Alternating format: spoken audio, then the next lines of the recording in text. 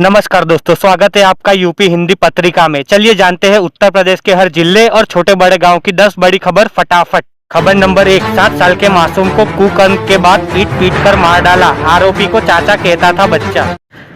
खबर नंबर 2, अमरोहा जिला में जज को ईमेल से बम की धमकी में लिखा न्यायालय में बम लगा दिया, दोपहर के बाद। खबर नंबर 3, कानपुर में रिटायर्ड फौजी ने पत्नी और बेटे को गोली मारकर हत्या की, फिर ट्रेन के आगे कूदकर दी जान। खबर नंबर 4, ग्रेटर नोएडा में पानी भरे गड्ढे में डूबकर 3 साल के बच्चे की मौत, लापरवाही का मामला।